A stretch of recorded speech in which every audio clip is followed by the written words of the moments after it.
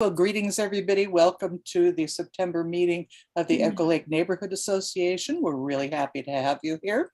We've got, we invited people from other neighborhoods to come to this meeting because the issues that we have are very similar to Meridian Park and North City and Ridgecrest and even others. And you're all very welcome. So let me introduce the board. Do we have all the board right now? I'm trying to get rid of this side screen. Oh, well. Okay, I can't tell who's here, Jay. Diane Hedrick, I'm been a member of the board for a long time. Jeannie Monger, please wave your hand so you Actually, it's up. best if you speak up and then you'll pop up on the screen. I'm here. Okay, that's good. Okay, no, don't wave, speak. All right. Jay, of course, is here. Yes. Okay, that's Jay Sundahl. Marlo Tullio. Hi, good evening. There you are. Gidget Terpstra. Hi. Speak louder, Gidget. Oh. There we go. Hi, Dennis. Kathy's not here. Kathy's going to be late. Dale's going to be late. Diane, are you here? I'm here, but for some reason my camera is not working very well. So hello all. Okay. I will probably just turn my video off to make it undistracting. We can see you. We can. Yeah, we can see you. Perfectly centered, because for me, I'm off centered and I'm not even in the camera. There you go. Now you're centered. You're a little off tilt, but you're centered. Yeah, it's weird. I'm turning I can't keep my laptop like this and type at the same time. So I'm going to be taking video off. Okay. All right. And all right. Dale. Hi. That's Dale Leiden. He's our treasurer. And let's see. Yeah, that is everybody but Kathy. All right. And then some of our guests are here. They did not have to be here right on time, but if they don't mind suffering through a business meeting, they're certainly welcome. I know that I saw Laura Mork. Laura, you want to say hi? Laura? You have to unmute, Laura. I have to unmute. I can't just wave. Hello, everybody. Here we go. Okay, hi, Laura. And now Laura will be speaking later. I saw John Ramsdell. John, you want to say hi? Yeah, hi everyone. Nice to see some familiar faces here. Hi, Jean and Larry. Yep, he'll be coming in later. And is Eben here yet? Eben Pobee? Okay. Chris Roberts? Okay, somebody give me a heads up when they come in, and I will stop and talk about them then. So Dale, you want to go ahead with the treasurer's report? All right, I can do that. Let me share my screen real quick. Okay.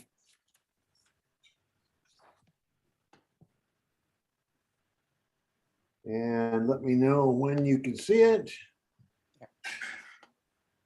Oh, look at that. You're all in there. So we go. I did a little brief tonight. So we only see the months of July and August. September is not closed out yet, but you can see that at the end of July, we didn't have very much money. And because we'd spent a lot of it on some things. And one of them was Zoom. And then the city has reimbursed us for our Zoom. So the $165.34. So we're at a grand total of $557.27. We, with pre-pandemic, we've been hovering around $1,000, and so we've spent it down because although we haven't had a lot of expenses, the ones we've had were somewhat larger, and but we have very little income. The other income is the city's reimbursement. I will show some activity here. I took turn off our camera. Good. This one's pretty small, I recognize, but what we've done, we were holding quite a balance in petty cash, and I moved $250 roughly back to our deposit, and I moved some from savings to checking. And so moved it to checking so that we could pay for a couple things, including the Zoom. So that's where we are right now. So our 2021 budget, just to talk about it, we showed very little reimbursement or very little reimbursement, very little contributions, very little miscellaneous income. And but we also cut our expenses considerably. Our Zoom was a little bit more than we anticipated at 115.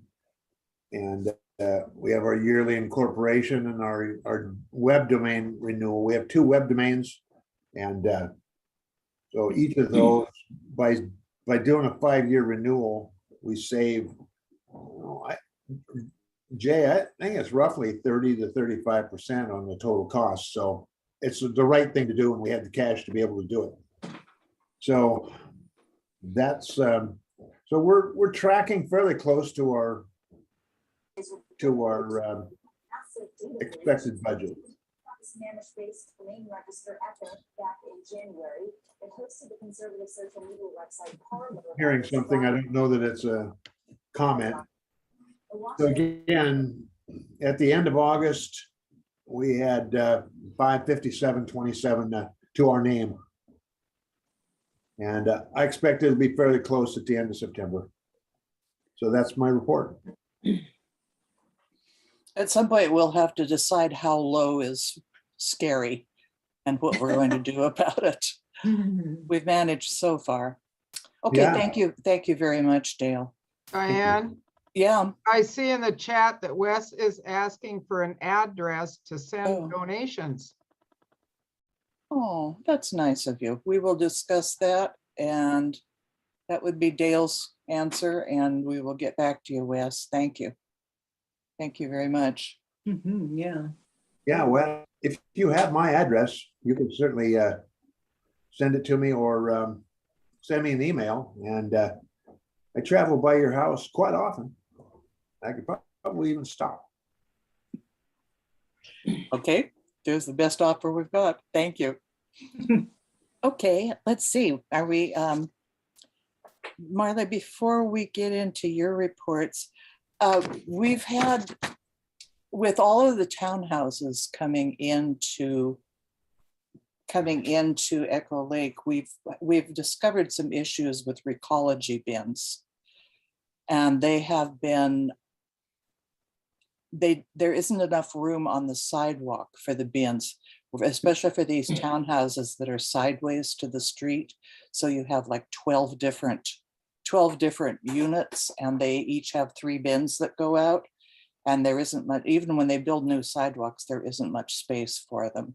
So we just need everybody to be really aware to do your best to place your bins in such a way that they don't block the sidewalk. But particularly around the senior center, where people with walkers and canes and wheelchairs are trying to get to the center to pick up their food. And if you are in a neighborhood that is having a lot of issues, please let us know, and we'll pass that on to the city, because they've been responsive about contacting people and trying to do things about it. Okay, I see that Chris has joined us. Hi, Chris. Do you have your audio on? Hi. Well, welcome. Chris Robertson will be speaking to us later too. Hey, Diane. Yeah. I wanted to give credit to the people who live next door to me here in this new complex. We are at 185th and Corliss on the north side, or the north side. Yeah. And there's 7 units on a place that used to have 1 house. So as you can imagine, there's 21 bins. These guys have done a fantastic job of getting them out, keeping them in the planted area, and then recovering them as soon as the collection has happened. And I just want to give them a lot of credit. They have done a really nice job. They're being very good neighbors. I would like to second that. Hello, Beth. Yes, thank you for that. No, it's really, a lot of people leave the bids out for several days, and that's part of the issue too. And if you've got the frontage or if you've got your own lawn to put them on, that's between you and your immediate neighbors. But if you don't have that space, then it just exacerbates the problem. Okay. All right, Marla, I'm going to let you take over because you've got a lot of things going on here. Marla's going to talk about, I hope you're going to talk about the frolic and cattails and water testing. And what's the big one? Food truck, Oh, the yeah. bench.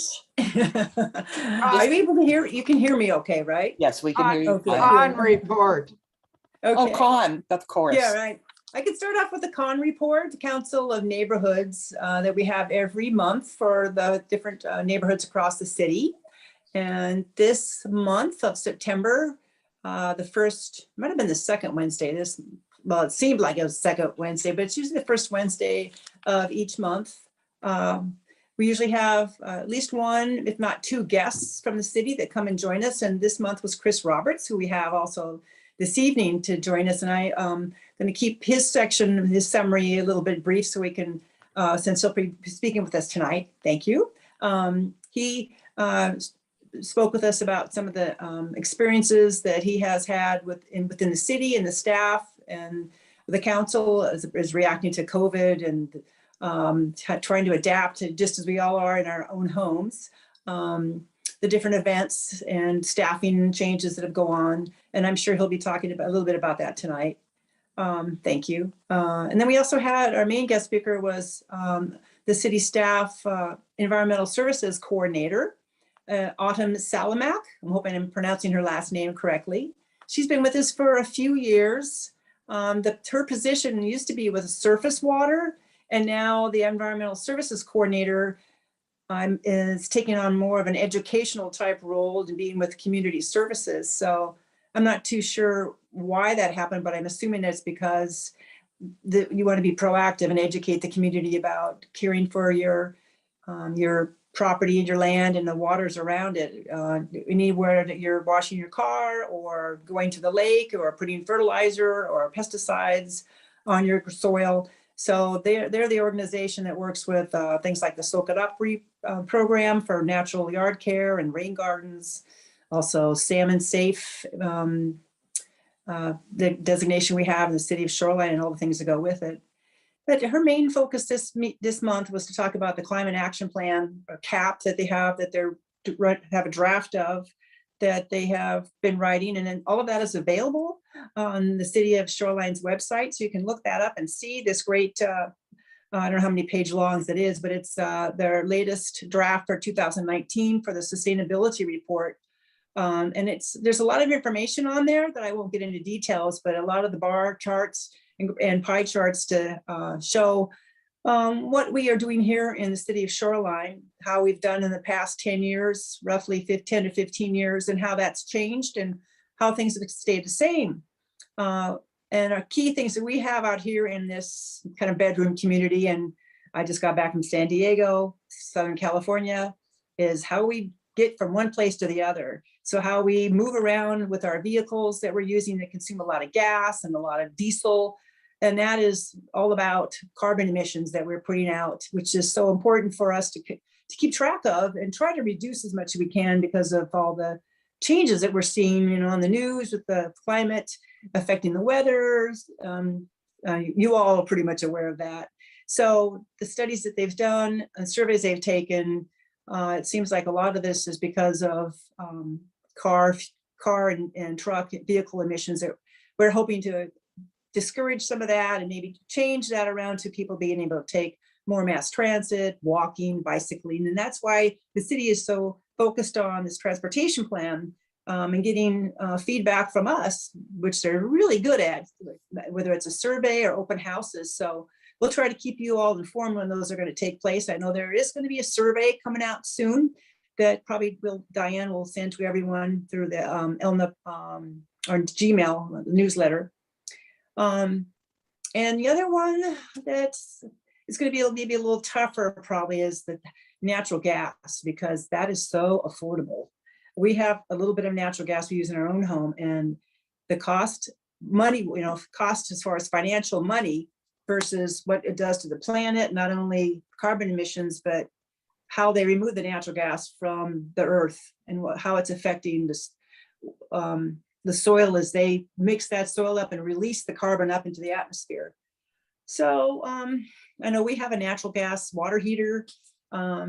Just be aware that as you're making choices to change things in your home, there's so many more options now, and a lot of incentives that you'll have that are available through federal government or through the state, and even through our local utilities. So if you're going out and shopping for maybe a new split system to put in for your heat and cooling for your house, or you need a new hot water heater, there's a lot of options that are electrical. And, just wear a sweater, or make sure you've got some good insulation in your windows, or just things like our grandparents did, kind of common sense. It's nice to think of saving $1, but you're also saving the air for future generations. And I think we're noticing that now with some of the storms and systems and that heat wave we had earlier in the summer. And then also they did go ahead and ask for some community to become involved with this climate action decisions about how we can communicate with those that aren't here tonight. Maybe some of the people that are working evenings or have to work 2 jobs, or they have kids in school that are at home, this underserved communities that aren't able to join us. So they reached out to asking the community if there were some people that like to become some of the climate action group, the team. And they had, I think I've got this correct, they had about 25 apply, and 11 were invited. I love that term, how she said invited to join, meaning they were hired, they were chosen. And so they meet and discuss and share ideas from all points of view, all across the neighborhood. But you can look on the city website and just type in sustainable shoreline, and you'll see it'll prompt you to open up the climate action plan. And the name of the woman that was our guest was Autumn, just like what we're approaching, Salamack, and she's SALAMACK, and we can put that information for you in our notes or send it on in some emails. Let's see. Oh, and then the last thing we covered was just what are some of the things that the other neighborhoods are doing. And we shared some of the events that people have been able to have in their communities, but also some of the people are having their monthly meetings out in parks, in their local parks. So it's nice that we have so many options right now for people that don't mind going out and can get transportation to go to a park and find a comfortable place to sit and have a in-person meeting for their neighborhood, or like tonight when we're using our Zoom, so we can have all the people that are coming and joining us. There's some events coming up that Hamlin Haunt, which we traditionally have here in Shoreline. I have never attended, but I might be tempted to go this year over at Hamlin Park. That will be on October 22nd. And there are going to be spooky songs and stories and toasted marshmallows. And I read on the website today, maybe a hayride. We'll see how things are always changing with our COVID reports that we get in. Hopefully we're on a improving direction. And then something else that I had heard of just as a rumor, but there is going to be an underground holiday market in the lower level of the ground level of the City Hall garage. And it'll be undercover. And that'll be on November 20th. So that takes the place of the holiday market that I think was over at the Spartan Gym. So they're going to have that outdoors, a little bit clean, fresher air, will be an outdoor atmosphere. And I believe they're trying to get a farmer's market, the Shoreline Farmers Market, to have some of their vendors there too on November 20th, which is a Saturday. So that'll be something that we'll be letting you know about. I'm sure Diane will put that in Shoreline Area News. Yeah. And that's it for the con report for this month. Now, you want me to cover some other items too? You may as well keep going. Since I'm on a run here. You're on a roll. We had our food truck event that was very successful. That was, when was that? Back in the autumn, just a month ago. And we were quite pleased. We had about 150 people that came through. We had a band that played some jazz music. We had the Shoreline Robotics team come through and spend some time with us. It was a wonderful evening, 2 trucks, and we're looking forward to being able to do that again next year. We had some people see the signage after the event when we were taking them down, the signs down, and he wanted to know, are we going to do more? So I think the interest is there. It's right there at Echo Lake Park, right at the interurban trail parking area. So we've got space that the Parks has approved for us to be in. This is our fourth year that we've done it. We're also trying to work with removing some of the invasive cattails that are at Echo Lake Park.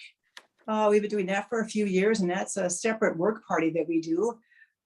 This year, we've tried twice in the last 3 weeks, and water quality reports come back because of an algae bloom.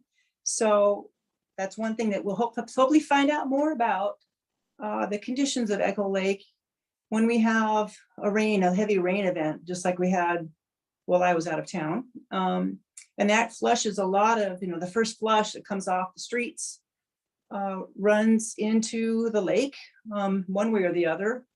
And also just having rain on the surface mixes the water up. So all the nutrients on the bottom, and Echo Lake is an old lake.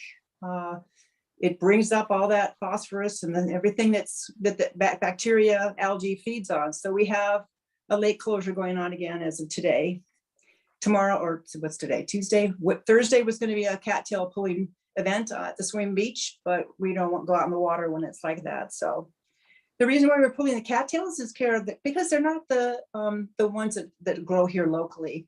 They've blown in, moved in over the decades, and they tend to grow hardily. They grow right along the area of the park where the fishing likes to take place. The fisher people use that area of Echo Lake to throw out their lines and catch fish during the open season. And families like to go out there and swim. So it's kind of a compromise between wildlife and letting natural plants move in, but keeping some areas clear. If you haven't been down to the park today, the city of Shoreline's arborist came in and trimmed back the large willow tree that was there.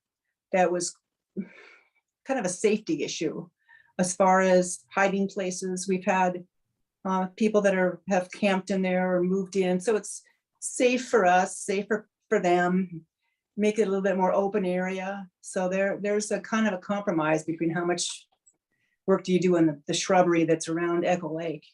And I think we have some good news. We're going to be working with some stewards to try to bring back the health of that area by bringing in more plants that grow naturally here. And at the same time, kind of keeping it trimmed back a little bit so you'll feel safe when you're walking through those areas, just in case there might be some activity going on that you'd rather not be too close to. Trying to think of that as the correct way to say it, but there's some different situations you don't want to be involved in, whether it's an argument someone's having. The police are great at being there right away. Fortunately, we have a great police department. Great fire department that can help us, and all the other parts of our infrastructure help these people that don't have any place to call home, and their situation they have with their medical and their mental health. So I think the only other thing is we're hoping to get a bench put in down at the lake also for our dear Dwight Stevens, who passed away several years ago. He was the one that kind of started the whole neighborhoods. We'll be getting a new bench down there, a memorial bench that King County will be paying for. And you'll be seeing that installed here in the next couple of months down at the park with his plaque on it. So I think that's everything. I certainly would want to give enough time for all of our other guests. Margaret, Thank you. Is it too late in the year for us to have a cattail pulling? Well, party? I spoke with someone at the Washington Department of Fish and Wildlife, and just to clarify, because it is written in there, aquatic plant removal to make sure we don't disturb any fish that are in there during when they are laying their eggs, and the reeds, and also the birds that are in there. So there's key times when you can go in and key times when you can't. And for our small group of 5 to 15 people going in there hand removing it, it's not as big of an issue as if they were to hire a company to come in there and mechanically remove it. So he said we have a little bit more flexibility, thankfully. So we probably will be broadening that window of time to go a little bit earlier in the summer and a little bit later into early fall. So that's why we had 2 different events scheduled this year. But this turns out because of our conditions at Echo Lake, specifically Echo Lake, we've been having some higher toxic algae problems. In fact, last year we had neurotoxin, which was really serious. It keeps Well, our and- surface water team busy. Well, we have to be concerned about pouring rain too, unless, well, I don't know, if you're up in your water up to your waist, I suppose a little on your head won't matter. Oh, yeah. So I think we should be able to squeeze we have another opportunity to try it again this fall. Okay, good. We'll Thanks let to, people know. yeah. Did you talk about the frolic? And I wasn't paying attention. Just a little bit about the food truck frolic. Yeah, I didn't put the word frolic in there, the name. Yeah, we did have an excellent time with that, with 2 different food trucks. So look forward to doing that again next year. Yeah, I think that turned out really well. I can also say we've been awarded a mini grant this year too for some work at our local pathway we have here in Echo Lake neighborhood, the Densmore pathway, to put some more artwork in. So we'll be doing that over the next couple of months also, as you're walking through the area. Great. Well, Marla, you're a hero. Thank you No. very much for all of that. I get a good sleep. Thanks. Thank you. Okay, let's see. How are we doing? We're doing quite well. Are there any other announcements about meetings? Jeannie, have you been to anything interesting lately? Are you muted again? No, yeah, well, no, I can't say that I have. Now that's unusual. I know, other meetings, but not ELNA. Not ELNA. And city, other meetings. Okay. Okay. So, oh my God, we're at 7:30, right on the nose. What's wrong with that? Okay. All right, great. Let's start with our city council candidates. They're candidates, but they're all running unopposed. So unless they drop out, we can assume that we will see them on the city council in January. And I'm just so pleased to have you here to be able to say hello to us. We really like to be able to keep touch with the council and have you guys know that we are here and that we are doing things and that we like to work with you. So, John Ramsdell, why don't you introduce yourself? Sure. Yeah, thanks, Diane. So my name's John Ramsdell. My wife and I live in the Westminster Triangle neighborhood. We've been living there for about 12 years. We moved from Ballard to Shoreline, and we just absolutely love our little neighborhood of Westminster Triangle, and we're so happy that we moved to Shoreline. When we were living in Ballard, we were actually initially looking to find a place in Ballard. My wife has a business in Ballard, and when it became really apparent to us that all we could really afford was a fixer-upper, we started looking a little further north, and we're so pleasantly surprised to discover Shoreline and how what a great neighborhood it's been. And we're so happy. I mean, there's not a day that we were not thankful that we made the decision to move to Shoreline. So a little bit about me. I'm originally from New England. I moved to the Puget Sound area in 1994. I got a master's in clinical psychology at University of Antioch here in Seattle. I'm a licensed mental health counselor. I went back to school and got a master's in public administration a few years ago. My undergraduate was in political science, so I've been a lifelong kind of student. My father, when he retired from medicine at the age of 72, he went back to school and got a master's in theology. So it's in our family to always educate ourselves and seek knowledge. I'm currently a clinical account executive at First Choice Health in their employee assistance program. In that role, I provide support to over 200 organizations. That includes cities, small businesses, large businesses, Native American tribes, school districts throughout Washington, Alaska, Montana, and Oregon. My job is, for about 30% of the time, I put on my clinical hat and I provide support to some of the organizations. For instance, today, I don't know if you heard, there was an accident at the convention center. There was a worker who died in a tragic accident where there was an equipment failure. So I went out to provide trauma support to the workers there. who were affected by the incident. And I'm going back again tomorrow to provide some more support for them. I also provide a lot of trainings. Marla was talking earlier about mental health. I provide trainings on resilience, on how to manage stress and anxiety through the pandemic. So I really enjoy, I always got kind of an eye on, not only the mental health of an individual, but also the welfare of a community. And that's kind of where my public administration hat kind of comes in. And what motivated me as a resident in Westminster Triangle to initiate and shepherd the purchase of a large lot in our neighborhood to be converted, purchased by the city and then converted into a park. So if you heard about the Westminster Triangle Park, I was the guy who approached the owner and said, hey, what do you say about selling your property to the city? And because we really need a park in Westminster Triangle. We don't have anything within walking distance. And we really need, I think Chris Roberts would tell you how much of a pain in the butt I've been over the last decade about bothering the council and kind of every opportunity I have to say, hey, we need a park in Westminster Triangle. So fortunately, serendipity occurred. And I approached Eric Friedley and the city council, and so we have a park. People are for the vast majority of the neighborhood's really excited about it. So I care a lot about parks. I was also a member on the steering committee on the Proposition 1. I was chosen by the council to write the one of the 3 people to write the pro statement in the last ballot measure. I'm actually heartbroken that the Proposition 1's not going to be on the ballot in November again. And on the council, I will work hard to get that ballot measure back on the ballot. The issues that I'm concerned about, that I'm hoping that when I met a while ago with Keith Scully, and he was saying, you may want to get 3 or 4 things done. You might be lucky to get 1 done. Well, and I have 3 or 4, maybe 5 or 6 things I'd love to, help play a role in as city council. One obviously is the expansion of parks, and I mentioned that I'm really concerned about a community's sense of well-being. And when I was getting my master's in public administration degree, interested in the sense of a community's well-being, I kind of dug deep into the research on what contributes to a sense of community's well-being, and specifically that element of parks.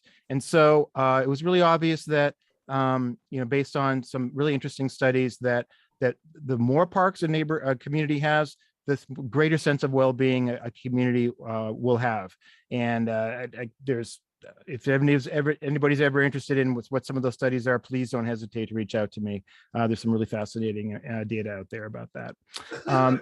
So the other thing I'm interested in doing is, advocating for affordable housing. I really feel that if you work in Shoreline, you should be able to live in Shoreline.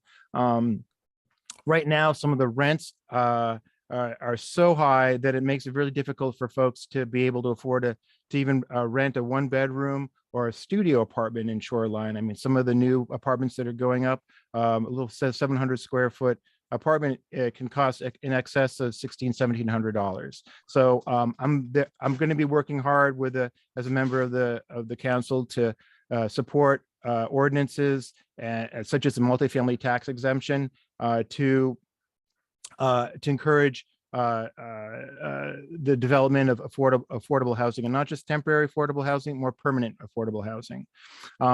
One thing that's important that kind of dovetails into my concern about parks is that I think if you're increasing the density on transit corridors, which you need to do in order to protect, and Marla mentioned it earlier, we're in a climate crisis right now.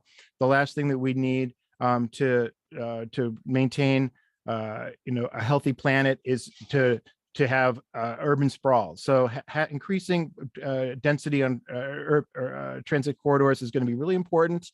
However, also those people who are living on those transit corridors have to have easy access to open public space.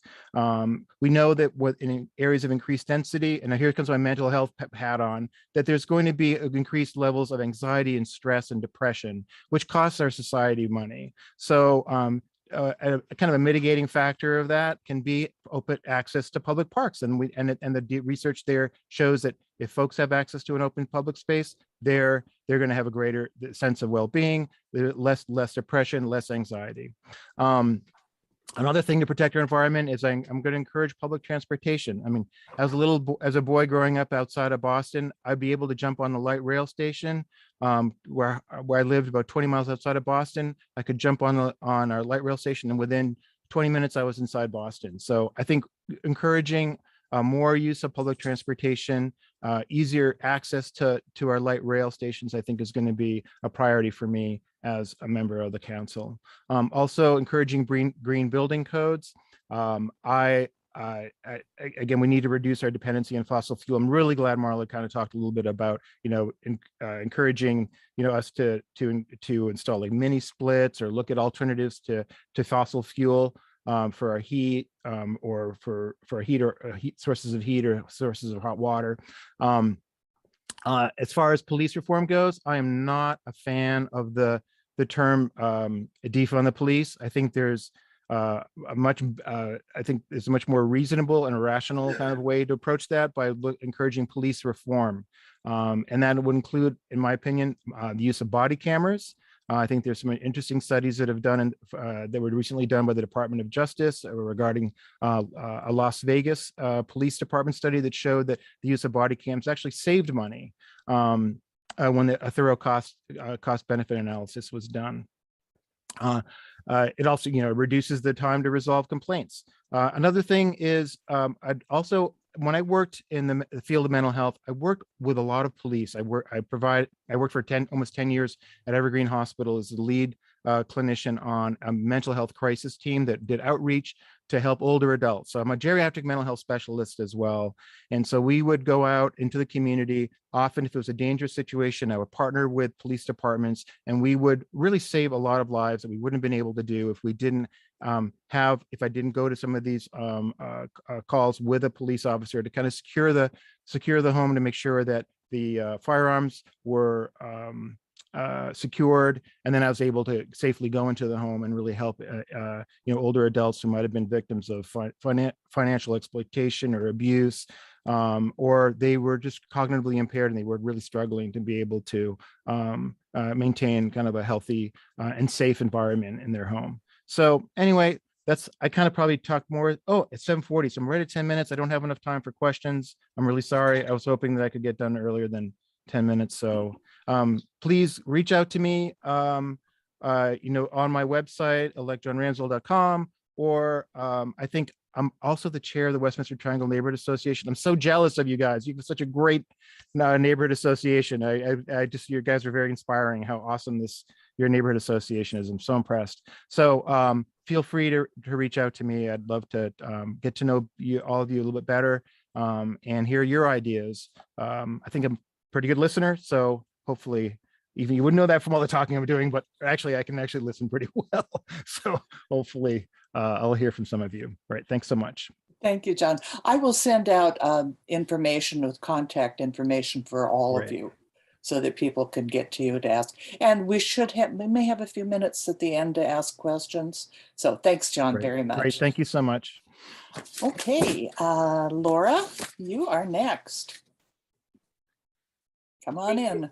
Thank you so much for the opportunity to come. And Marla, it was always interesting listening to you, and I really enjoyed your frolic. So thank you for letting those of us who live in Hillwood to come. I've lived in Shoreline 25 years. My kids went to school here. I'm an engineer, and I went to UW. And I've been on the planning commission for almost 8 years now. And I had the privilege of being with West Brandon on the Ronald Wastewater Board. And that's where I really learned how important infrastructure is. And as we talk about climate change and the resilience that we need to have sanitary sewer and storm sewer and our other utilities that we're spending money on wisely to keep what we have working, and we're making smart investments for them to be able to handle the increased growth that we have in the city. And part of infrastructure is parks. And I couldn't agree more with what my colleague John Ramsdell said about the importance of parks. I think we all We need it for so many things, but it's really part and parcel of the community, which is the second one of my areas that I'm really interested in, is making sure that we have the shoreline community that you guys are demonstrating. We're not Seattle, we're a small town, and we care about each other, and we need to have avenues to do that. And so I really support neighborhood associations. I really think that we need to have a walkable city so that we can walk around and talk to each other and talk and feel safe. And we need to be able to walk or ride our bikes or whatever it is. And again, feeling safe. I liked how Marla put it. So I'll leave it there. It's really important for whether it's the feeling you won't get run over or feeling like that you are not going to be in a difficult situation. And the last thing that I think is really important is that the city is equitable. So all neighborhoods are important, and all of us need to have input into our city. And like what John said, I really am very interested in hearing what's important to you, and would ask that you communicate with me with things that you think are important. And at that, I will say thank you very much for the opportunity to talk. Okay, you've got a few minutes. Does anyone have any questions for Laura? What should you do? Raise your hand? Okay, I think they're going to be quiet. All right. Thank you, Laura. Thank you. Okay. So is Eben here? Do we see Eben? No. Okay, then Chris, you are on. I'm on. I'm here. Okay, there you are. It's good to be here. I wish circumstances were different so we actually could see each other in person. I am hopeful that we will soon be at a place where everyone is vaccinated and we can go about what we thought was normal, which is meeting in person and seeing each other. And Zoom is group. There is a lot of accessibility that Zoom brings, but that in-person that contact and being able to see people is missing, and I really do miss that. So I am happy to be here. I've been happy to attend meetings of the Council of Neighborhoods and the Echo Lake Neighborhood Association over the last several years, and it's a good group, and one of the strongest in the city, and it's really nice. The last time I went to the Ballinger Neighborhood Association, there was just a sad little three of us, and it was a rainy night, and it was reasons, but I mean, it was just kind of and so but I am excited to be living in Ballinger now.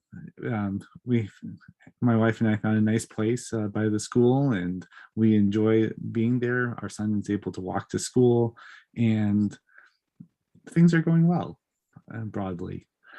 I just finished today my leadership application to be on the board of the National League of Cities. I won't find out until November whether or not I'm accepted, but I was able to get endorsements from not only council members and mayors in Washington State, but also council members from Philadelphia and Tempe, Arizona, and Eagan, Minnesota, and Rome, Georgia. So I mean, one of the nice things about being involved is I've been able to meet and learn from a lot of people across the nations, people also serving in local government, and I'm able to by participating in these national and regional committees, I'm able to bring these ideas back to Shoreline.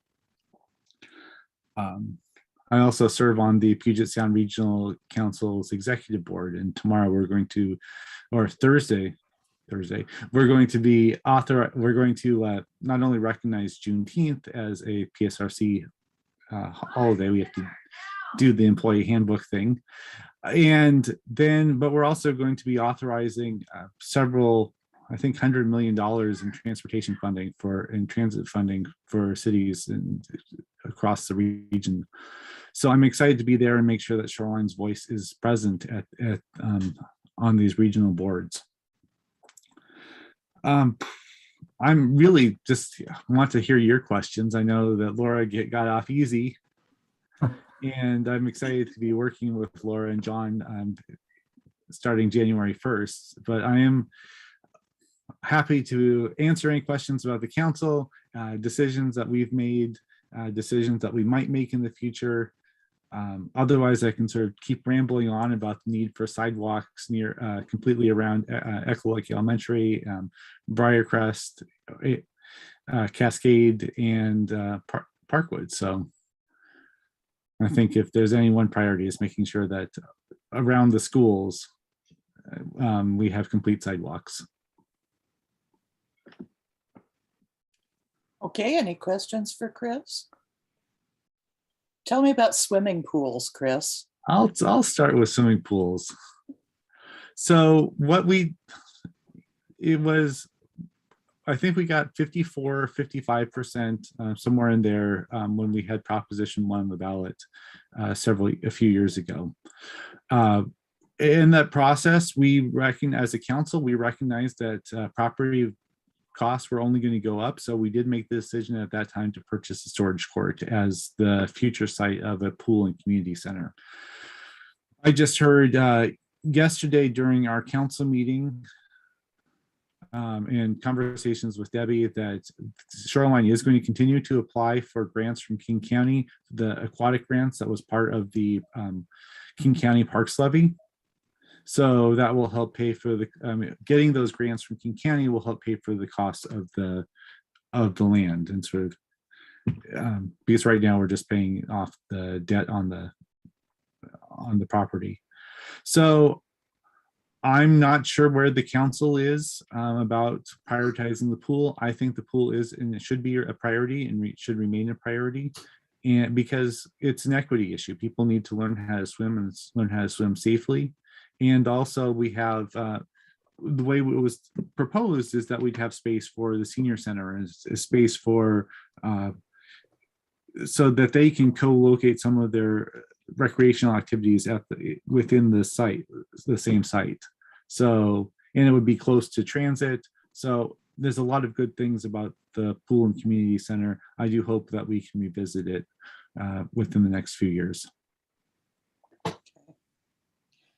I might suggest that you start the design process from the beginning. The outreach wasn't real impressive. I'm not putting this on you. It was staff. No, I think what I've heard and then talking to people, I think there's two different ways to go about design to a large facility like this. One is the process that we attempted to do. I mean, we may not have done it perfectly, which is engage stakeholders and try to design the building and then put a price tag on it and then go out to voters. The other way, and several other cities have done this, is come up with a budget and say, this is how much we're going to spend on this. And then if the voters approve that, then you can go out and design the facility itself. And then so you have the stakeholder processes after the bond is passed rather than before. And so, and the reason for the two different options is that in this person's discussion with me, and it made a certain amount of sense, is that there were some constituencies that did not like all the elements in the plan and voted against it because, well, I'm just using an example, maybe the diving well wasn't big enough. And so that was the reason to vote against it. So, I mean, those are just two different ways of thinking about how to design the pool. Mm-hmm.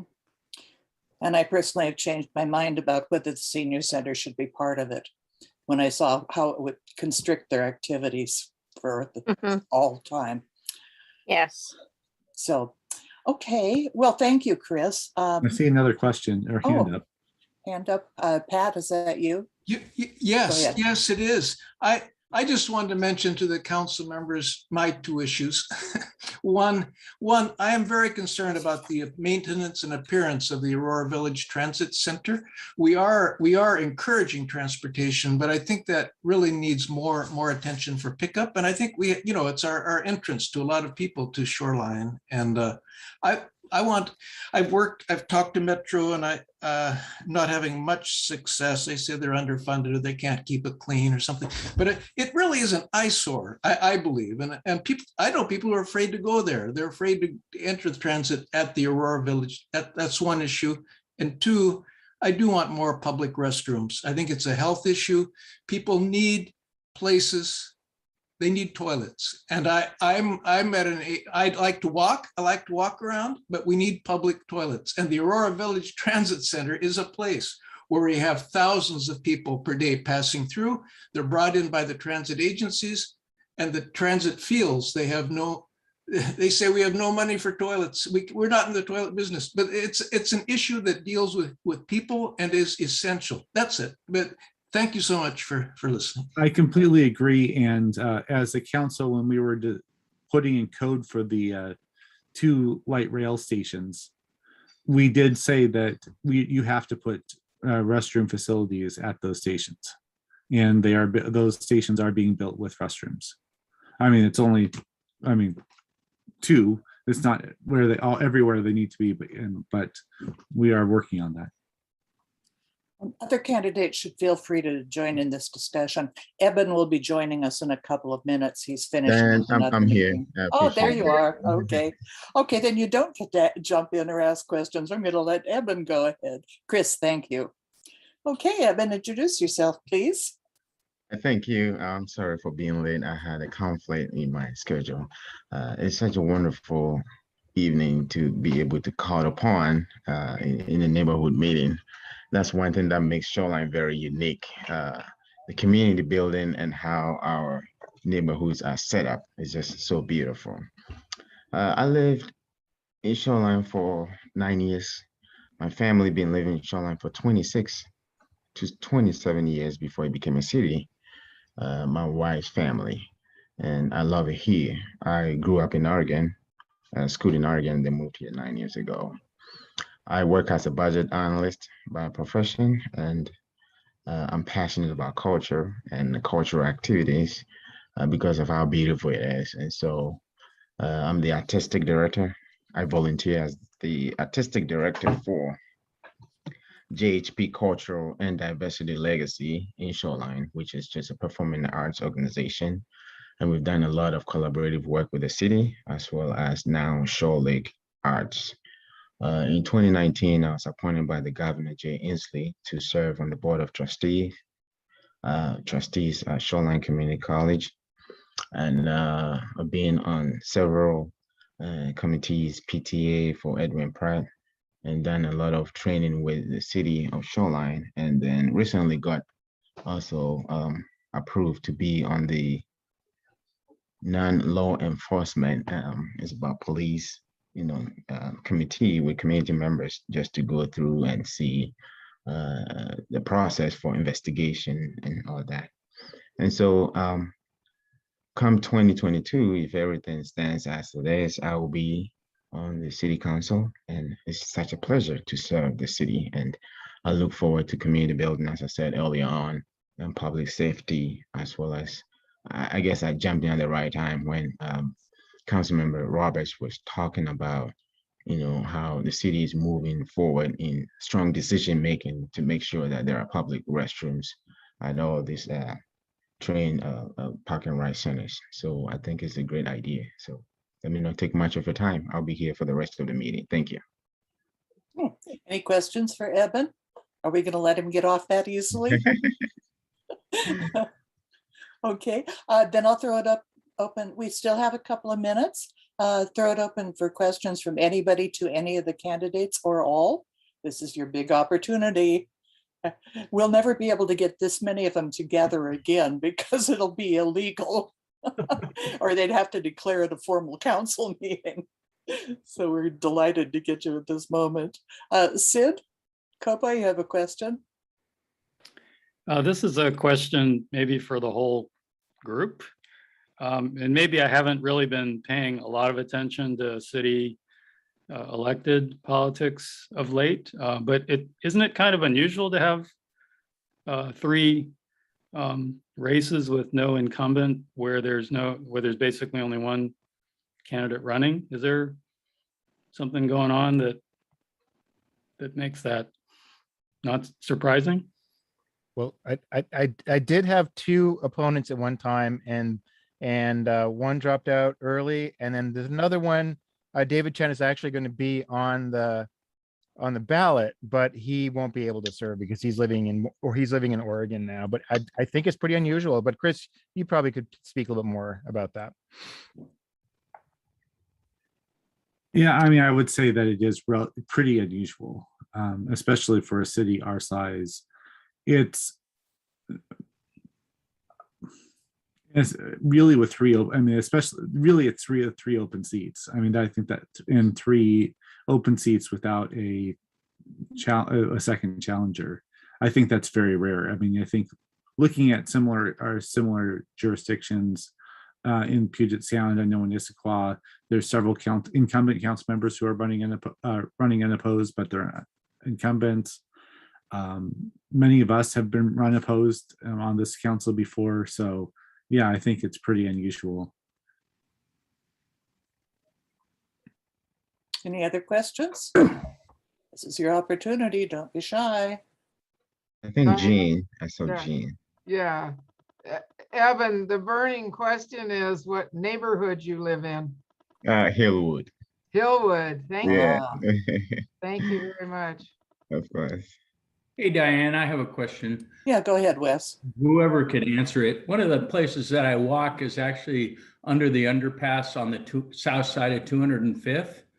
And it's become quite unhygienic under there due to pigeon manure and the construction in that area. And I've been trying to contact WASDOT and actually send a note to Lauren Davis. I haven't heard anything back from either of those folks on who is responsible for cleaning that pedestrian walkway.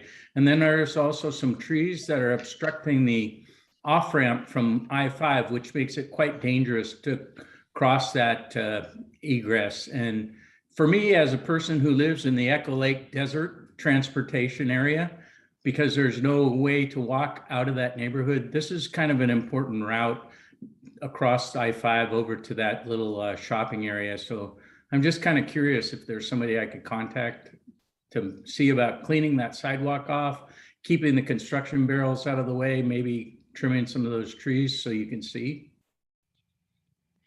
You're talking about underneath I-5? Yes. On 205th headed toward Ballinger? Yes. Oh, man. Well, that's, yeah, you know, I spent years trying to find out who was responsible for the strip of land between our neighborhood and 205th. And finally, I found out that it was King County.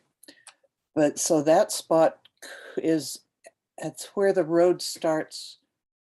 If the road is straight, it's still in Shoreline. If the road is bent, I mean, it's the county line. So you could be looking at 2 different counties. You could be looking at WashDOT. You could be looking at King County. Sometimes Shoreline will take care of things, even though it's not officially Shoreline, just to, you know, help people like us. That's an interesting question. I will do what I can to hit my contacts and see about it. I never walked there, so I didn't know. I'm hoping to be able to talk a little bit about this. Absolutely. So previously, I have had the opportunity to call 911 on 205th, and they quizzed me on which side of the road I was on. And apparently King County is on the south side and Snohomish County is on the north side, and heaven help you if you don't know exactly which side of the road you're on. So I think that is may or may not be helpful for that particular discussion. But I think it highlights what I also really appreciated about Wes's comment is that it's really important not to have transportation deserts. And that's one of the things that the city of Shoreline has been working on with their mobility hubs, where they're looking for places where people can go and park their bike or park their car, or have an ability to walk the first mile, the first segment of their trip to a place where then they can get other transportation. And if we're going to do that, we certainly have to be able to handle pigeon poop.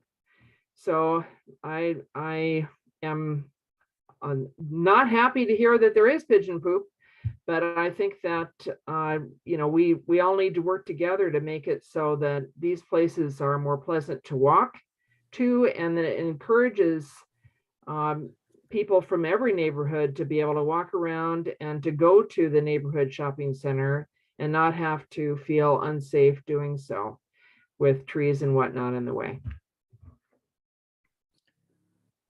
There's a lot of confusion about whose responsibility it is to take care of these zones between people's property lines and the street. And the city code actually says that it's the property owner's responsibility, but there's an awful lot of property owners that aren't maintaining their property and probably don't even know that that's their property. And it gets even more complex when you're looking at commercial spaces. Yes, So- and trees by the the turnoff there where you're trying to get across, that's probably not a property owner. That's probably something like DOT or some other organization. But that's the kind of thing that the city of Shoreline should be in a position to help resolve. It's a safety issue. We need to figure out ways to handle it. And we also need to figure out ways to make it pleasant to walk to the shopping center, which means you don't have to walk through poop or feel like you're going to get run over. Absolutely. At an open house, I talked to somebody from Metro about the transportation issue, and he was quite reassuring and said that they would be doing like the shuttle buses to get people like from our cul-de-sac neighborhoods to the transit stations. So I hope that the city is staying in close contact with Metro to keep them to that promise. And if they don't realize they promised it, then make them do it. And community transit is also interested because they want to get people from the Aurora Transit Center to the light rail there at 185th. Good So point. they are also a factor in all this. Good point. But that, like we live, 20 blocks from 185th, so I'm not going to walk that. Anyway, Jeannie, you had a question? I was just going to comment that maybe the customer response team, the CECRT, I see John nodding his head, might be someone to contact that may have knowledge or experience with that on the county line. Good idea. Wes, have you talked to them? No, I haven't talked to them yet because, I know that's the problem with no man's land, right? Nobody wants it. Nobody wants to pay for it. We kind of live up here in the north part of Shoreline, and it's always been that way. We're kind of neglected. I mean, Diane made the point that 185th, my house is actually closer to the station on 236th than it is 185th. But do you think I can walk there from my Please don't try. It's ridiculous. This is a public transportation system. It shouldn't have boundaries. And that's one of the things I learned when I was sat on the wastewater board is utilities cross boundaries all the time. For some reason, we draw these lines on the map and they're like concrete barriers for everybody else. And I haven't understood it. It makes no sense why they can't figure out how to manage things across these artificial lines. And that's just all I'm going to say. But I will reach out to CRT. I've lived up here for a long time. I haven't seen it improve. And it makes me sad. I mean, they built the sidewalk on one side of the street, then it crosses over the other street, and then it goes to the other side. And then they told me, well, I can walk a mile down and go over the overpass. And I don't think they've ever walked that if they want to go to the store. So. No, I used to commute to downtown on community transit on 205th, and they dropped us off on the other side of the street on a ditch. And there was just a very small like a small pad. And if the bus driver hit it right, it was no problem. And then you had to cross the 4-lane highway, which you actually can do there because the stoplights keep the cars in packs. And there are times when there's not a car on the road. So then they decided to fix it for us, and they fixed it for us by getting rid of that drop-off spot, moving it 5 blocks down the highway. So it, 10 blocks of extra walking, but the real problem was that they would have had me walking home between a ditch and a 50-mile-an-hour highway with my back to the road. And I argued hard against that one, and they said, oh, it's for your own safety. Anyway, Dale, you had a point? Dale Leiden, you have your hand up? Yeah, I just wanted to, for all of the candidates who have not been on the council, and maybe for you, Chris, too, but you talk about the Echo Lake Neighborhood Association, and the nature of our business, our reason for being here, as stated in our corporation filing, is that we are a civic organization building up the Echo Lake neighborhood by providing a forum for sharing information, connecting neighbors, promoting activities, and fostering civic involvement in our diverse community.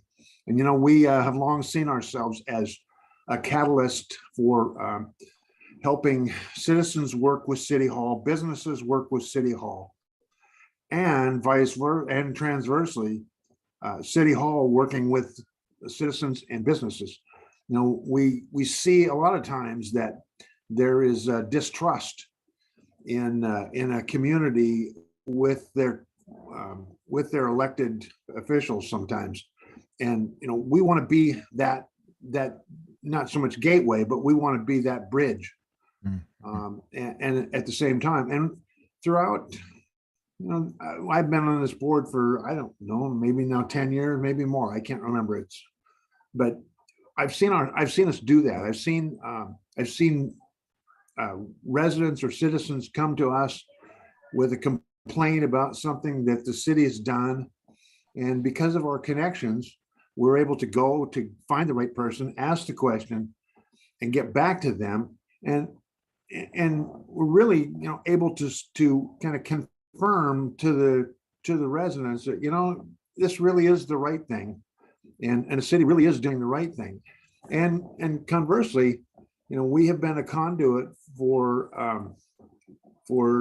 city staff to communicate with the neighborhood too. And that's something that we feel very strongly about. We on the board and our a lot of the people that are commonly in our meetings and our people in this neighborhood group. We've got a lot of expertise, and we can really build a lot of those bridges and help. So I would just say and welcome all of you to test it out, because that's part of what we're here for, is to promote activities, foster civic involvement, and provide that forum for sharing information and connecting neighbors. Well So said, I just Dale. wanted you guys to know that. That's what we're all about. Thank you, Dale. Well said. So say we all.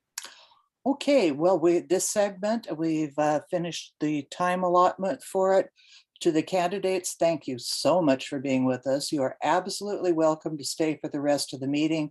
We will understand if you need to do something else, if you have a third meeting to go to or something like that. And stay in touch with us. Feel free to come to our meetings anytime. You can drop in, and we will, yes, thank you very much. Thank you.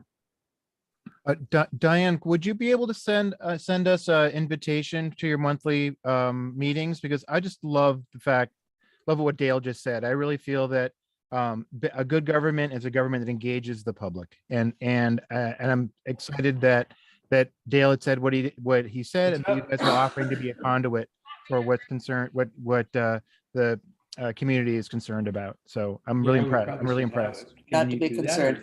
We have all of the city council members on our mailing list, so you will get notice of the meeting every month. All right. Thank you. All right. Thank you all. Well, thank you so much. Thank you, Eben. Thank you, Laura. Thank you, Chris. Thank you, John. Okay, so Nate is here. You can unmute yourself, Nate. Nathan Daum, who Emerged is, from my there you are, who is our lurking economic in the director. darkness. I made a lot of promises about what you were going to talk about. So Well, good. That's great. I have a 4-hour presentation. So hope everyone has coffee, treats, whatever you need to stay engaged. And but you know, I was just looking last time that we were together. We were fortunate enough to be in a different time in the before time, so we were together in person. But it was November of 2019 that I last got to connect with all of you. There are not, you know, some familiar faces and names here, and so it's nice to see some friendly faces and nice to be back with the group. But a lot has changed, right? So let's get right into it. I have got a little update, just kind of overall what's been happening in the city. Let's get that out of there, and I'll share that here, and a little bit about what's going on in your neck of the woods as well. So I'll just dive right in, and I'll try to motor through this quickly to have some time for any questions. So, you know, I'm going back in time. I know all of you know this story, but I always like to, when given the chance to do this kind of an update of what's been going on in town, to kind of go back to where, you know, where one of our signature economic development initiatives in the city that's been really successful and has drawn a lot of attention from other cities and other communities, and that's what we've done on Aurora. Sorry, some of these slides were connected to a different presentation that had an automatic prompt to move forward, which I should probably, for the benefit of the group, I should let that just play and force me to talk faster. But these images kind of show, you know, different ways that a road and a street can be utilized, and an economist would look at a street very differently, and how it's performing than maybe the typical traditional traffic engineer that might give this street on the left here an A, and the street on the right they might give that an F because it's pretty busy and congested and cars can't go 40 miles an hour. But an economist would probably give the opposite score, and I think that is reflected in kind of the economic development we've seen that has followed our investment into Aurora. Not without a lot of pain. We, you know, a lot of you were patient and lived through, suffered through the transformation of Aurora, and I know I wasn't there for it personally, but it took a lot of work. But it was one of the most dangerous roads in the state, and like I said before, it's now become a model, and other cities, other community groups, you know, often look to Aurora. I was recently asked to present to a group of stakeholders down south of us in the Seattle area who are embarking on a reimagining Aurora kind of coalition. And they were just very excited and very envious of some of the things that we've been able to accomplish with our transformation of Aurora into our kind of main, you know, living room and main street of our town. And we really have a great hypothesis about the potential for attracting follow-on investment. And in the years that have followed, you know, that's really been borne out by the appeal of really every generational group seeking these urban walkable environments. And Shoreline has been doing a great job of reinvesting and enhancing the public realm with public dollars, as well as the private investment that's been coming along. And I've got a little bit about how growth is paying for growth later on in this, and helping to add to our park inventory in the community. This is just Park at Town Center, just south of Echo Lake, where this is a new installation. This actually is a rendering of it, but if you go down there, it's the real. I could take a real picture of it and update this slide now to show some of the new artwork there at the Town Center, Park at Town Center. Obviously, you know, ICHS is a great example of an institution that was attracted to put a pretty significant investment in our community. And then of course, Shoreline Place and the dream, you know, of of helping to transform a vacant Sears into our community hub and new downtown for the community. Also something that's been in the works for over a decade. And we're finally starting to see that first project, the Alexan, down the bottom right corner there. That was that last image. They're leasing up. That's now called the Current. They're leasing that up, and many more units of apartments, and plazas and parks and retail planned in mixed-use developments in this project. They have their permit to remove a portion of the old Sears building and begin this process and build this plaza and this building kind of in the foreground, and the C Street that would go across it. Just, you know, an interesting time in the marketplace in terms of development potential and partners and the financing required to get these kinds of projects off the ground. Also, a lot of activity happening in your neck of the woods. This is a slide that I prepared for, that was prepared for another presentation, but pretty close. It's a little bit of, it's a little bit of the town center area in there, but also Echo Lake, and you can see quite a lot of development or development potential. One of those is the King County Metro TOD, or potential of a transit-oriented development project on their park and ride site at 192nd. That's just going to be something you'll be hearing about in, you know, maybe the next year or so, as they're just starting to begin their planning process, which starts with community outreach. So we've just been hearing from them, that King County Metro, that they're beginning a sort of a study and a community outreach process about that site. And so we've been looking at it to see what's happening in that area. Obviously, Rapid Ride has been a big success. The SWIFT, the Snohomish County transit system, will be coming down Aurora eventually, and we think it'd be a good idea for it to have a stop there with all the development that has happened or is happening around there before it turns down onto 185th to head to the station in the future. And this is one of those projects on that map here. This is the site of the old sleep company factory, Rat City Roller Girls.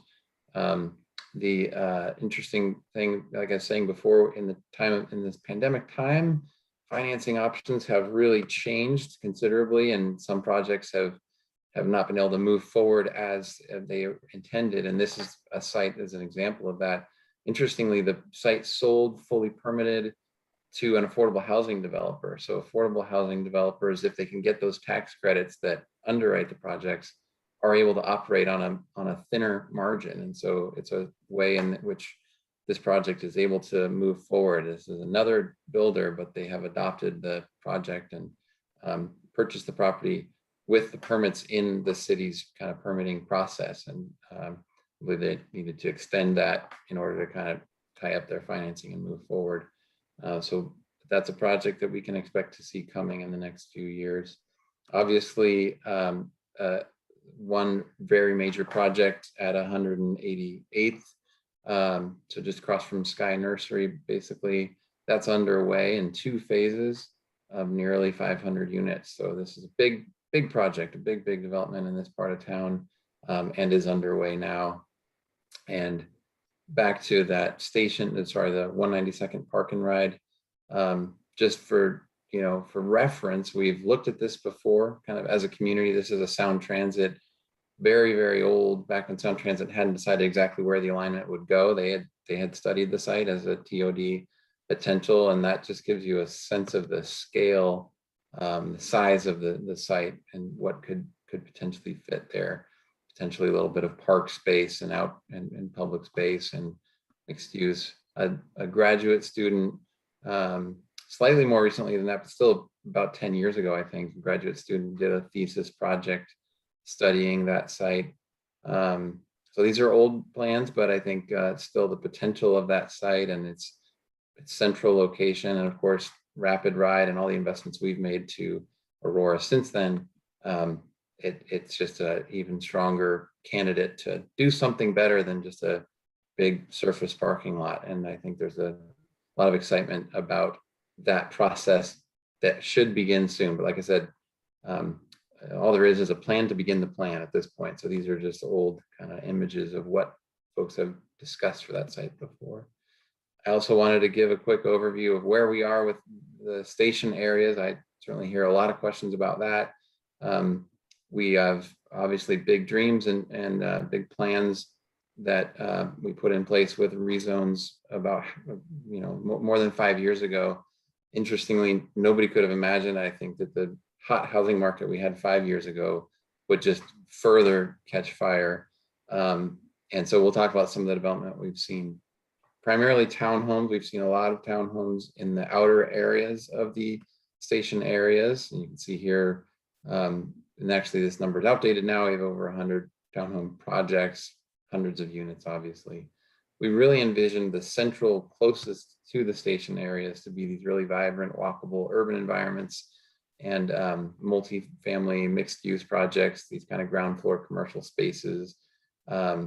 And these are very expensive things to put in, especially when none of the utilities are there for an urban environment like this that we envision. So we inherited unincorporated King County with a lack of any kind of stormwater requirements or sidewalks or any of the things that are just basic, let alone at kind of urban high intensity scale. So those are some of the costs that we're hearing about that are precluding some of these things from happening, even while we're seeing a lot of development in light rail station areas immediately to the south or to the north of us. And so we're parsing through some of those issues that we're hearing about. And the Planning Commission and Council are having a joint workshop next month, October 25th. And they'll be getting an update from the planning staff on some of those challenges and maybe some policy options to try to bring our policies more into line with our competitors in other cities and hopefully get some of these projects off the ground. We do see a lot of interest though, and I'm move through those. You've seen those slides many times over the years, but this is just one example just across I-5 at 145th. We have property owners joining in together to put their homes on the market as a group with one listing agent. We have properties that have been assembled by developers. Here you can see in the red a project that is on the next slide, you're about to see in a second, that is in a pre-application. And a pre-application is a meeting where they present some plans and get kind of written feedback from the city. And it's part of their due diligence process to find out, really, is this feasible? And we tend to know whether they're really serious and if they really think their project is going to work when they actually submit an application. And so for multifamily purposes, we're still in that phase. We have one project that has applied for permits for multifamily in the MUR 70, the zone right next to our station, but hasn't picked those permits up. So really eagerly waiting to see if that developer is able to get that financing and begin construction or extend their permits before they expire. They've been there quite a while. But these are a couple examples of large projects. Here's an image of that last one, about half of that block at 145th and First. Wow, I don't know what just happened there. Sorry about that. But you can see another project right to the north of the station, to the 148th Street station. And we are going to be building a bridge over I-5 to connect the neighborhood on the west side of I-5, since it's actually 3 blocks at least from the nearest street, and 145th is really not a great walking path anyway. So really is going to open up a lot more walk shed and accessibility to that station. This is just another example of one of the projects we've seen in a pre-application. I think this one's a year or two ago. So having seen nothing since then, some of the challenges that I spoke of earlier in terms of infrastructure costs and the higher cost to develop compared to other areas. Another just example, this is in the 185th station area. And again, just in a pre-app, just to give you a sense of the flavor and some of the interest we're seeing. This is another project that would be directly adjacent to our other station. So this is adjacent to the 185th Street station. Again, just in the pre-app stage. So there are a number of things council has asked staff to look at. And as I said, in the October 25th workshop, they'll be getting into more of this. What is in the development agreement criteria? What are some of the incentives we currently have? Is the building height limit, are the building height limits realistic or deserve some review? These are kind of the more medium term, a little bit longer term, not 10 years, but also not sort of like, this month. Parking, things we can do to encourage or facilitate the sale of parcels, if that's of interest to the owners, obviously. Some of the transportation and utility issues. So just quickly wanted to move through this to provide an overview of some of the things we're looking at. Much longer term, I think, how do we offset those infrastructure costs in a fair way? Is there a way to do that? Is that something council is interested in? Utilities that the city doesn't control, Seattle City Light in particular, it's a pretty long process to have a conversation about some of these things at that scale. So just kind of in summary, we're still seeing a lot of interest from developers there, but really limited activity or almost no activity really in the MUR 70 zone in terms of real actual construction activity. And as I said, lots of challenges that we're hearing about to all of that. I did want to just mention, because parks were brought up earlier and knew this would be kind of something of interest. Just another reason in terms of, what does this do for us as a community, or what is it we're looking for here? Part of the appeal of multifamily and mixed use is bringing more customers in and helping to help our local business community with more customers and creating that ground floor commercial demand and demand for existing uses in commercial buildings. But also with park impact fees, we're able to leverage that growth, and it's probably this policy of the city that growth should pay for growth. And so here's a couple of examples of that in action in parcels that we've purchased for parkland. So this here is one of two parcels we're seeking to acquire for an expansion of the Paramount open space that was accomplished about a year ago, year and a half ago maybe now. And half of that was with King County Conservation Futures Tax funding, and the other half was park impact fees. So those are fees charged by developers who are increasing the population and obviously increasing the demand for the city's capacity to serve with the facilities that the city has. They also pay fire impact fees and transportation impact fees. And again, obviously this is growth paying for growth, but they're investments that benefit the whole community as well. And another one, future council member John Ramsdell, I think that's how we say that, I'm not sure. Assumed council member John Ramsdell pointed out his effort to reach out to this property owner and help to coordinate the city's acquisition of this parcel, which was funded entirely 100% with those park impact fees, which again were collected from developers as a fee for doing business and adding to the population in the city. So like I said, that was on an auto timer, so it actually went even faster than what I had planned. But I am glad that we're here now at this point where I can take any questions or feedback, and I can certainly rewind and go back to anything that we went through too quickly, because I know that was a lot. So are there any questions out there? Oh, I see some chats here. Are there questions in the chat? Maybe not. Nate? Jeannie. Yeah, I was. Hi, Jeannie. Hi, thank you for coming. My pleasure. Thanks for having me. We were wondering about the former police station on 185th and Midvale. Yeah, Midvale, yeah. Yeah, so that's under contract to sell. The property was, the sale of that property and the proceeds from it have already been spent. So the purpose of the sale was to help to finance the construction of the addition on the civic campus to bring the police in-house. So which I think has been a great improvement just overall in terms of streamlined operations and accessibility in the public, and coordination and collaboration with our peers in our police department. But as I said, yeah, that sale of the parcel was part of the financing to do that.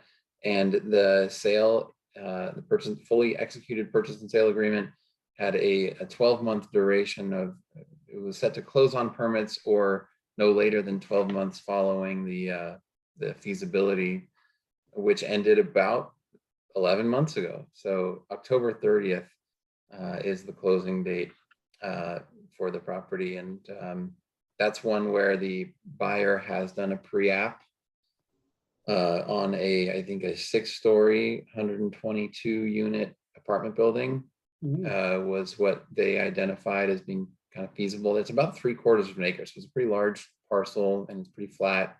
Has great access, less than a mile from that light rail station, and in a already pretty lively part of town in terms of services. So I think it'll be a very successful and great addition to kind of the vibrancy in the area, and wish him well. And certainly I'm looking forward to our closing on that deal that's been a long time in the making now. So Thank Okay. you. Thank you. Sid? I should mention that since while we've had that under our control, and it hasn't, and it's been in that closing period, we've been able to work with the buyer, who's been very accommodating about short-term uses, all of which have been in the filmmaking industry. So our friends in the county, the King County Executive Dow Constantine's Director of Recovery and Creative Economy, Kate Becker, has been sending us one filmmaker after another. So I think we have our 4th film crew in there now on a short-term lease, and they're interested in continuing on, and I think talking to the buyer about kind of establishing a temporary use for as long as they can following the sale too. So that's been a nice sort of bright, unexpected economic development component of that sale, or that process. We have a question from Sid. Yes, I was wondering, with all the new apartment construction, how the occupancy, the lease up is going on those, and if we have any sense of where these new residents are coming from. Yeah, so that's a great question. That's an astute observation. A lot of supply, right? Coming on the market kind of all at the same time. What's interesting about Shoreline's absorption rate, that's the fancy way of just saying when new units are brought on the market, kind of how fast they fill up or how many units fill up per year.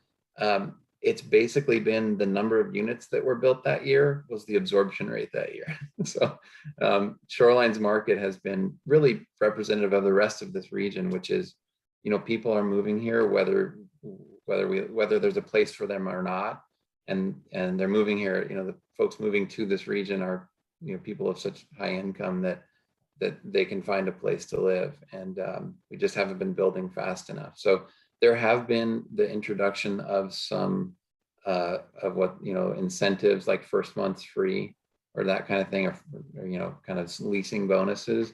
But the rate of rent, new rent kind of increase has slowed a bit. But it hasn't, kind of the bottom hasn't dropped out, and it certainly hasn't slowed the traffic to our permit counter. It's considered to be one of the strongest areas for that type of development. I'll also mention that during the pandemic, Shoreline was second only to Bellevue in the number of people who moved from Seattle. So in the pandemic, I believe the number was 1,300 people. And that was just in, this was 6 months ago or something. It was just sort of a snapshot in time of how many people have moved out of Seattle into areas near Seattle, as opposed to sort of leaving the region altogether. And we were in second place, second to Bellevue.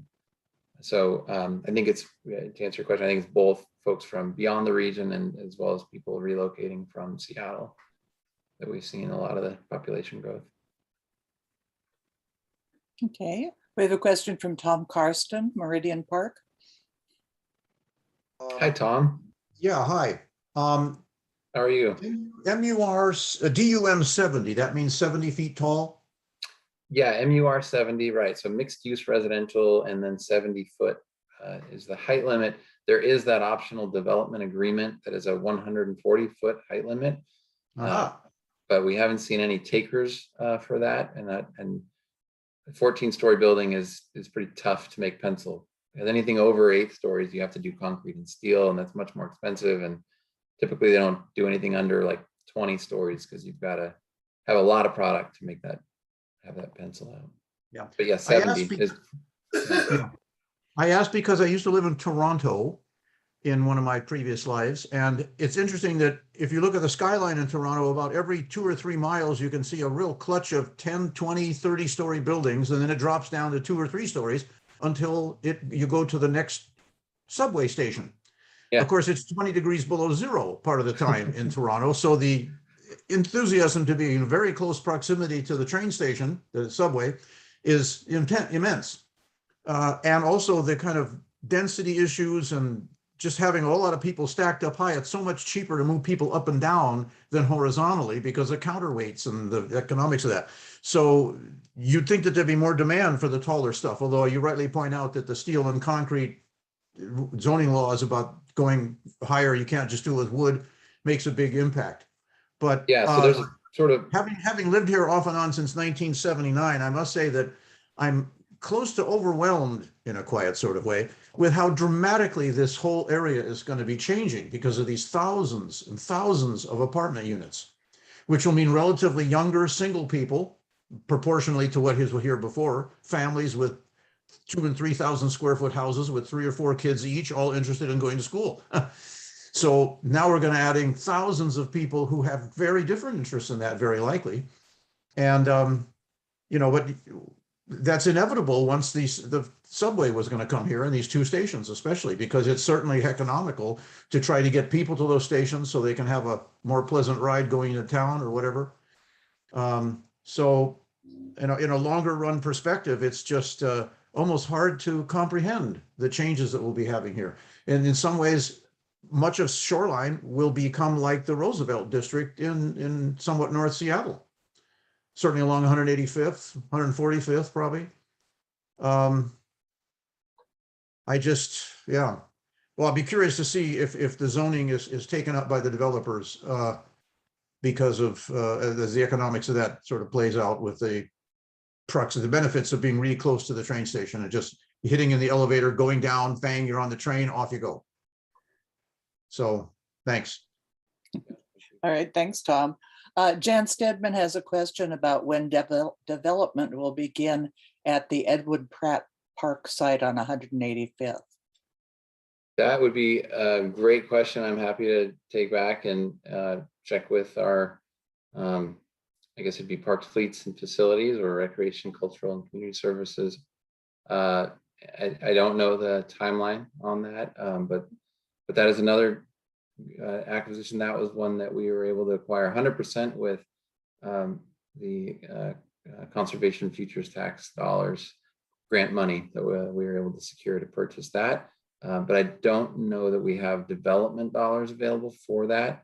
And like I said, I can go back and find out where that is in our plan. If Councilmember Roberts is still here, I bet he would be able to tell me. He'd be able to school me on that. Okay, well, if you'll send that information to us, I'll send it out to the mailing list. Yeah, you bet. Thank you. Okay, Edgar, you have a question?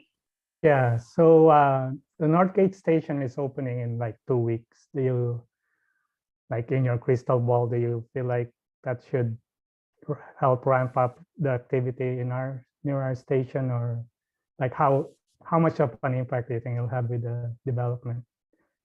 That is a wonderful question. I think in the near term, the biggest impact will be the quality of life for us as users of that line. And I know that I'm thrilled about being able to get across town regardless of the traffic on I-5 or Aurora. So I think it's going to be a game changer.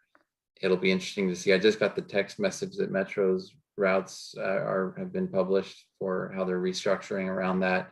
I think that could be a great opportunity. I'm hoping that means more bus service so we can be even more transit oriented and less car reliant.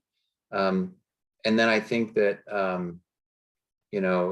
I think it will certainly draw more attention to the north end of Seattle. The reality is the development community has been very active in that Northgate area for years. And that's another example of a place where the development has preceded the light rail by many years. The densification to that kind of urban and walkable environment, is the mall in the middle of it was sort of the last thing to kind of follow that trend, right? But I think the more general public awareness will start to sink in as to how that transformation has happened. But I think the development community that understands that opportunity there and kind of has maybe run out of feasible development sites is already here in Shoreline, but they're all running into the same problems, which is the rents in Shoreline are $2.30 a square foot or something. And in Capitol Hill or South Lake Union, they're $3 or $4 a square foot. And it costs the same to build everywhere, or in our case more, because we don't have any of those utilities under the ground. They're maybe aerial if they're there and they need to be put underground. And who's going to pay for all that? Right now, we don't have funding to kind of cover those costs for them. So we're still seeing, I think, plenty of interest, but so far no one has sort of found the secret pot of money to pay for all the costs that are required to then provide the supply that would help to meet the demand we're seeing. So I think the interest is there, Edgar. But I think remains to be seen when we'll get to that tipping point to where it makes sense financially. Thank you. Marla, you had a question? Yeah, thanks, Nate. Maybe you probably just answered this right now, but I know you have joined us at the Council of Neighborhoods about 2 years ago, maybe. You were talking about something that I was kind of interested in, was bringing in more businesses of small to medium-sized businesses like a biotech industries that might work with some of the Shoreline Community College graduates, maybe shared workspaces that we might see coming along in the next couple of years for the people that are working from home, but also have some kind of need to be together in some kind of a hub where they can meet, even though their main headquarters or offices are in downtown Seattle or in another part of the country or world, some kind of a business section of the town. Is there any hope for something like that down by WashDOT? Maybe if there's any room down there to have any kind of a business buildings put in, not just necessarily residential townhomes and apartments. That is a great question too. And I remember that conversation very well. I always love when we get into that kind of stuff. And I would say there are kind of two opportunities. One is over at Furcrest, the state has kind of imposed on DSHS and DNR already had in their trust lands. They have a mission of returning, having a return on investment to taxpayers of any available, revenue that can come from their lands. But DSHS has now been given that same directives that any land that they have under their control, they need to try to monetize that first before coming back to the state to ask for more funding for their programs. And so we've long felt that Furcrest represented some economic development opportunities for living wage jobs. You have the state health lab there. And so the opportunity to do something and encourage utilization of that land in that format and kind of create a little innovation cluster potentially even there is a great opportunity. And the community college has really great leadership and connections to that biomanufacturing and life sciences sector that's very, very hot and kind of running out of room in our region. And so there's a lot of confluence of things that that make that a great opportunity potentially there. That's a kind of a longer process that is just beginning anew out there at Furcrest, but that's something we're watching for, is if there's an opportunity for us to support something like that happening there. And then I think, you hit the nail on the head that the Sears, the former Sears, the community renewal area also represents a great opportunity. And then really anywhere in the city that there's that level of transformation happening of our urban environment into that mixed use walkable environment. Some of the things that Merlone Geyer has shown in their drawings about these fountains and plazas and park-like sort of dog park kind of lawns, and in an urban walkable context, and these new tree-lined streets that they're putting in to create these city blocks. Once they've done that and they've achieved their vision with that portion that they own and control, I can certainly see across that street, it'll look like a real street, it'll be private property, but like across that of what's now a parking lot would be a great place for a satellite office or a headquarters of a company who is looking to, because an office user isn't going to pay top dollar for brand new construction, new buildings, unless it's one of those companies that's competing for the talent that is the hardest to get. And that talent is only going, and now, especially now, they're only going into work if it's someplace they really want to be. And where do they really want to be is these vibrant, urban, walkable environments. And so the demand for housing it's at crisis levels, and we all know that. But it's also, a crisis is a terrible thing to waste. And that the fact that there's so much demand for housing means that those are the investors who are putting in streets, street trees, underground, stormwater infrastructure. They're burying the aerial power lines, doing all those things to improve the urban environment, and then putting their building in. And then others who might come along following that are going to be attracted to being a part of that environment. Yeah, I love that term, innovative cluster, because I just was with a meeting down in Southern California as a volunteer. I'm retired, but innovation is a key thing you have to have a survival of a core of a city or a business area. If you're just the same all the time, there's no innovation coming in. It doesn't go anywhere. It's not motivating to bring people in there.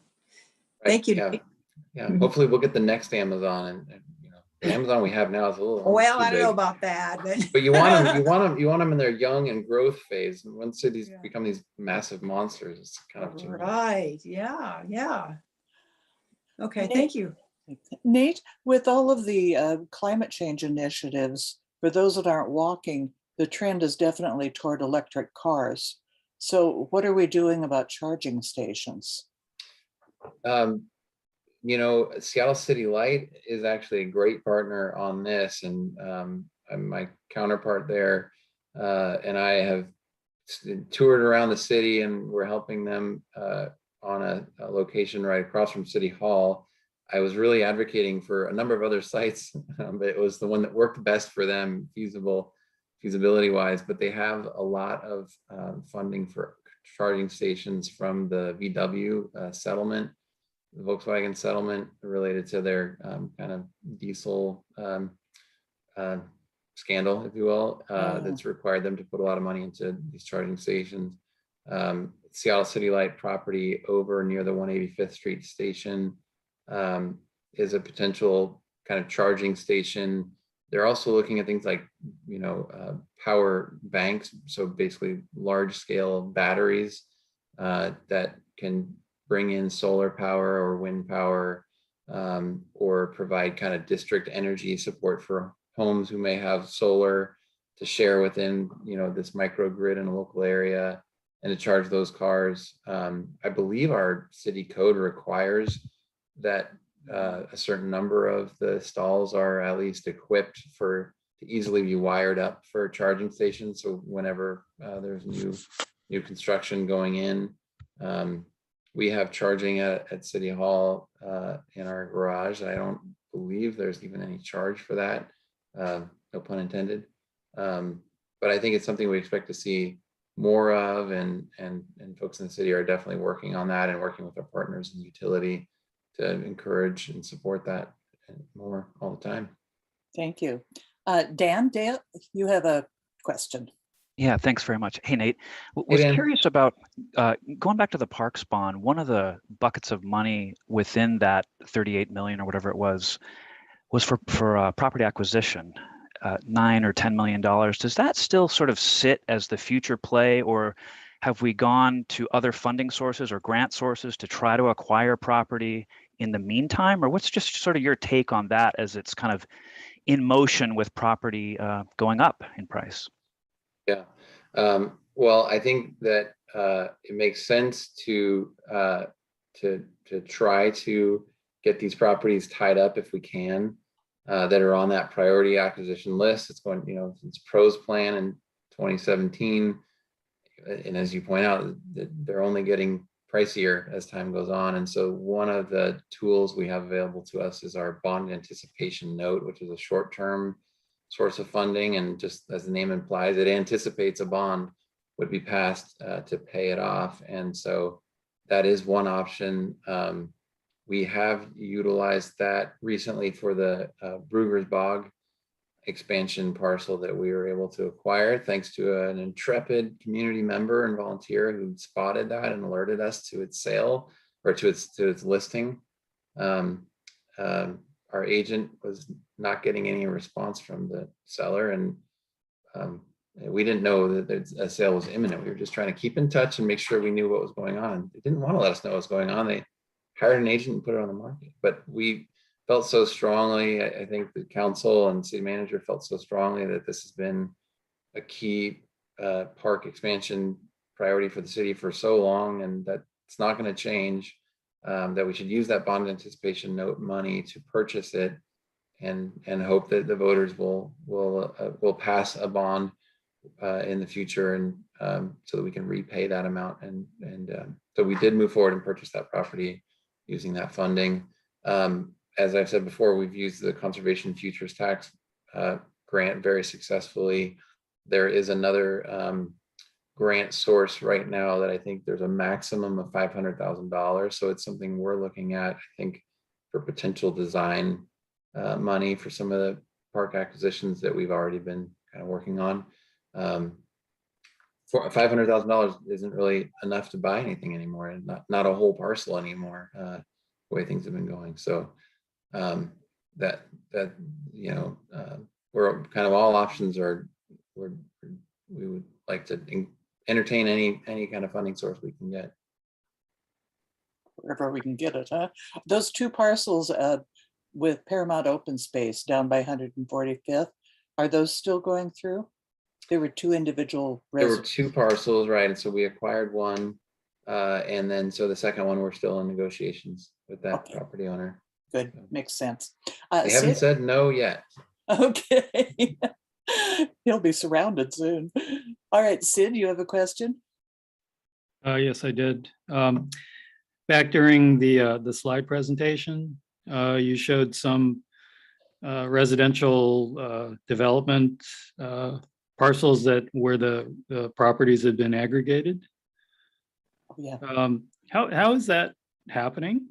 Or is that, I believe one of the other properties down there was kind of aggregated by kind of the neighbors all kind of getting together and kind of doing that on their own. And I'm wondering if that's still how it's done, or are there development organizations that go around and knock on 35 doors and try to get everybody to sign up? It varies, and I mean, there was one example that was in the, I think, Cairo radio profiled the property owners and how they were kind of banding together to try to self-fund it and do a development. I haven't been able to get any of them to respond to me.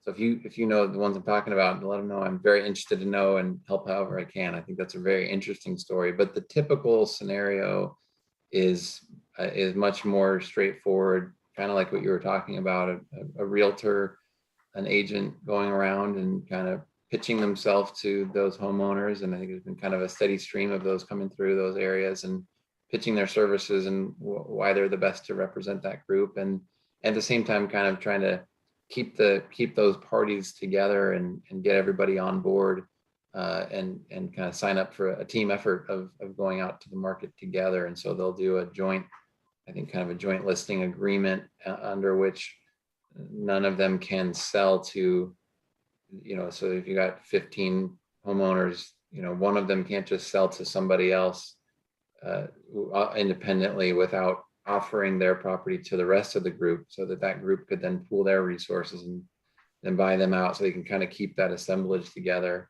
But what we've seen is a pretty rapid escalation just recently in those prices, and so in the most recent assemblage, that was that one on 145th and First, I think around $160 per square foot for the land. So that was kind of a new record for our area, and we're seeing that sort of influence some of the other prices that others are starting to pay in other parts of the station areas as well. And that's basically the mechanism is money. That's those that can buy the home to live in it pay a very different price than those that can see the potential of redeveloping the land and earning some revenues from that future development. So still quite a lot of those developments, still a lot of those purchases are kind of more speculation. And so there are folks that will do an assemblage and then just kind of sit on it and rent out all those individual houses for however many years maybe it might take before the market actually gets there, and there's a buyer who has the capacity to build, which is sometimes a very different buyer than the initial purchasing. Okay, and then maybe on a semi-related note, I believe the development code has changed to where we can't, or developers can't build these condos that are side facing to the street. And so is that pretty much driving a necessary effort to aggregate parcels to be able to get enough street frontage to build? Yeah, I think it had, and I think you're referring to the townhomes actually, but yeah, I think that's been, we've seen certain townhome developers who are very active, very prolific, and who have let us know, you haven't seen us in a year or whatever, and that's why. And the need to assemble more parcels together, and versus being able to just buy one parcel and kind of stack 6 deep. They're not able to kind of to do that same type of development without an assemblage of more parcels. So those take longer to put together. Those deals take longer to put together and more involved in terms of the design and planning. But there are some of those on the boards too for those larger kind of assemblage oriented projects too. Okay, great. Thank you. Well, we are at the end of our time. Were there any public announcements that anyone wanted to make? Okay, going once, going twice, gone. Dale, is your question so short that it can be answered in 30 seconds? I think so. Nate, I just wanted to ask you, looks like the light rail stations are going to be opening here probably in October of 2024. What is the normal development time frame within the city of Shoreline from pre-app to finished construction? Do you have a number on that? Is it 2 years? Is it? Construction is 2 years, and that's about kind of double the overall time. So we usually hear about a development after they've been at it for about a year. And then once we've heard about it, it's about a year from them when they get their permits. They start talking to us, and then they do a few more months and back and forth, and then they apply for permits, which takes nearly a year, right? And then once they have their permits in hand, if everything's lined up and good to go, they can usually go from start of construction to leasing it up in 2 years time. So pre-app to end of construction is somewhere like 3 to 4 years then. You can see, yeah, that's a pretty good general time frame. Okay, well, thank you, Nate. Thank you so much for being here with us and answering all of our questions so wonderfully. Sorry, my pleasure. Thanks for having me. Great to see you all. Sorry, we don't have refreshments to offer you, but another year. Okay, thank you. And thank everybody for coming tonight. Stay tuned to our meetings. The next one is in October and then November, and then we take a break until January. So the board can stay behind so we can have a bit of a board meeting afterwards, and the rest of you I'll bid you a good evening. Take care, everyone. Bye-bye.